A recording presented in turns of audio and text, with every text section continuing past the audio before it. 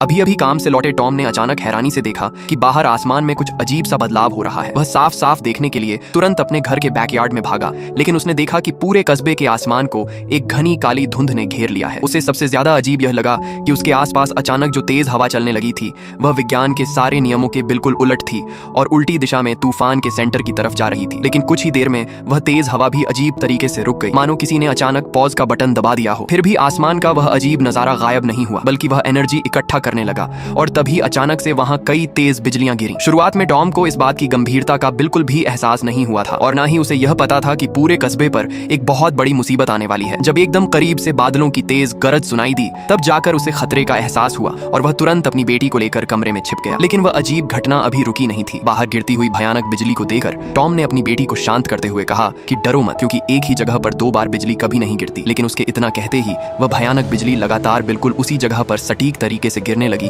जो पहले कभी नहीं हुआ था। बाप बेटी डर के मारे टेबल के नीचे छिपकर कांपने लगे, लेकिन बिजली का गिरना उनकी सोच से कहीं जल्दी बंद हो गया। बस कुछ ही पल में बाहर एकदम सन्नाटा छा गया। तब जाकर टॉम ने डरते डरते उठकर बाहर देखने की हिम्मत की, लेकिन जल्दी ही उसे समझ आ गया कि हालात काफी खराब हैं। अभी जो अजीब घटना हुई थी उसकी वजह से न सिर्फ पूरे इलाके की बिजली चली गई थी, बल्कि मोबाइल फोन समेत सारे इलेक्ट्रॉनिक डिवाइस भी काम करना बंद कर चुके थे। इसके बाद टॉम बाहर देखने के लिए घर से निकला तो उसने देखा कि सड़क पर मौजूद सारी गाड़ियां भी खराब होकर किनारे खड़ी हैं। सामने वाले मैकेनिक ने उसे बताया कि गाड़ियों के सारे स्टार्टर पल भर में जल गए हैं और अगर नया भी लगा दें तो कोई फायदा नहीं होगा। टॉम ने यूं ही उसे सलाह दी कि एक बार कॉइल बदल कर देखो। उसे बिल्कुल भी अंदाजा नहीं था कि उसकी यह छोटी सी मदद आगे चलकर उसके पूरे परिवार की जान बचा लेगी। वहाँ मौजूद लोगों की भीड़ के साथ टॉम भी उस जगह पहुंचा जहाँ बिजली गिरी थी। सबने देखा कि वहाँ धमाके की वजह से एक बहुत गहरा गड्ढा बन गया है। टॉम ने सावधानी से वहाँ पड़ा एक पत्थर का टुकड़ा उठाया। उसे लगा था कि बिजली गिरने की वजह से वह बहुत गर्म होगा, लेकिन वह हाथ लगाते ही बर्फ जैसा ठंडा था। जब सब लोग इसी उलझन में थे तभी उनके पैरों के नीचे उस गहरे गड्ढे से कुछ आवाजें आने लगी। फिर वहाँ दरारें पड़ना शुरू हो गई जो बहुत तेजी से चारों तरफ फैलने लगी। जैसे जैसे दरारें आगे बढ़ी उन्होंने आसपास की सारी इमारतों को फाड़ कर रख दिया। इसके तुरंत बाद जमीन बहुत जोर से हिलने लगी और देखते ही देखते वहाँ एक बहुत बड़ा गड्ढा धंस गया। फिर वहाँ खड़े सभी लोगों की हैरान नजरों के सामने वह धंसी हुई जमीन अचानक झटके से ऊपर की तरफ उठने लगी, मानो जमीन फाड़ कर कुछ बाहर आने वाला हो। वहाँ का नजारा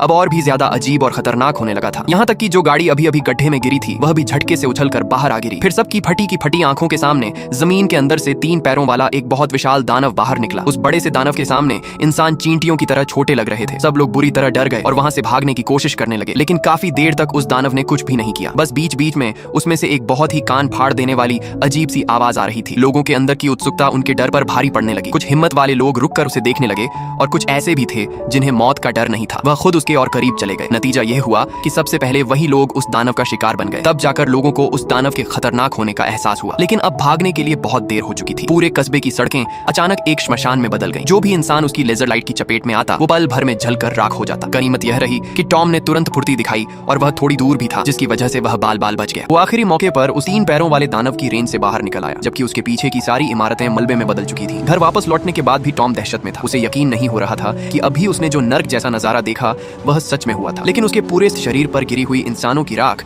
उसे बार बार याद दिला रही थी कि उसे तुरंत इस कस्बे से भागना होगा। अपने दोनों बच्चों को कुछ भी समझाने का वक्त नहीं था, इसलिए घबराए हुए टॉम ने अपने बेटे से कहा कि जल्दी से अपना सामान पैक करो ताकि वह लोग जल्द से जल्द इस खतरनाक जगह से निकल सकें। जाते जाते वह अपनी सालों पुरानी रखी पिस्तौल साथ ले जाना नहीं भूला, क्योंकि कोई नहीं जानता था कि भागते वक्त रास्ते में और क्या खतरा मिल जाए। अच्छी बात यह थी कि मैकेनिक ने टॉम की सलाह मानकर एक गाड़ी ठीक कर ली थी। अब मुसीबत सिर पर थी और ज्यादा सोचने का वक्त नहीं था। टॉम जल्दी से अपने बच्चों को लेकर गाड़ी में बैठ गया और उसने मैकेनिक को भी भलाई के नाते साथ चलने के लिए कहा, लेकिन अनजान मैकेनिक अभी भी बड़बड़ाते हुए शिकायत कर रहा था। पीछे से दानव को अपने करीब आता देख मजबूरन टॉम को गाड़ी का दरवाजा बंद करना पड़ा और उसने पूरी रफ्तार से गाड़ी भगा दी। जैसा कि उसने सोचा था, अगले ही पल पीछे की सारी इमारतें उस ताकतवर लेजर से पल भर में तबाह हो गईं। जो लोग कस्बे से भाग नहीं पाए थे उनके बचने की अब कोई उम्मीद नहीं बची थी। इस वक्त बाहर हाईवे पर सिर्फ खराब और बंद पड़ी गाड़ियां थी। साफ था कि उस 3 पैरों वाले दानव की तबाही उनकी सोच से कहीं ज्यादा भयानक थी। जल्द ही टॉम अपने बच्चों को लेकर पास के शहर में अपनी एक्स वाइफ के घर पहुंच गया। लेकिन अजीब बात थी कि उस वक्त घर में